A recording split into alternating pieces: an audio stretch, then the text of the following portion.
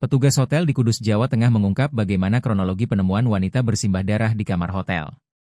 Peristiwa penemuan wanita itu terjadi sebuah kamar hotel Krishna di Kecamatan Jati, Kabupaten Kudus, Senin, 13 Juli 2026. Petugas justru pertama mengetahui dari kedatangan ayah korban yang menunjukkan foto korban di ponsel. Kali pertama ditemukan perempuan tersebut dalam keadaan bersimbah darah. Pantauan di lokasi, di lorong menuju kamar tempat kejadian telah dipasang garis polisi. Di lantai kamar tempat perempuan tersebut menginap dipenuhi darah segar berwarna merah. Anggota Inafis Polres Kudus yang tiba langsung melakukan olah tempat kejadian perkara.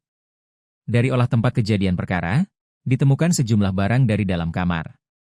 Di antaranya yaitu berupa 2 botol minuman keras. 1 botol telah habis isinya. 1 botol lainnya isinya masih utuh. Salah seorang petugas hotel, Susan, mengatakan, perempuan tersebut datang ke hotel seorang diri di hari yang sama. Dia sampai hotel sekitar pukul 12.30 menggunakan ojek online. Tidak ada tanda-tanda yang mencurigakan. Dari dalam kamar juga tidak terdengar suara, kata Susan. Namun saat pukul 15, ayah perempuan tersebut tiba di hotel.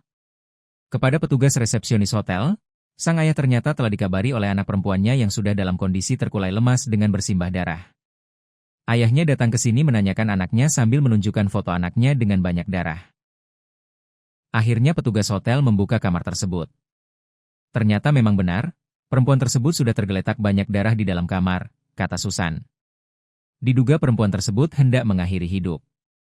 Di pergelangan tangan kirinya terdapat luka sayatan tepat di urat nadi. Mengetahui perempuan tersebut masih bernyawa, petugas hotel memanggil ambulans untuk membawa perempuan tersebut ke RS Mardi Rahayu Kudus agar segera mendapatkan pertolongan. Dari informasi yang dihimpun, perempuan tersebut merupakan warga Kecamatan Jekulo, Kudus. Diduga ia mencoba mengakhiri hidupnya karena masalah asmara. Kapolsek Jati AKP Hadi Nur Cahyo membenarkan adanya peristiwa tersebut.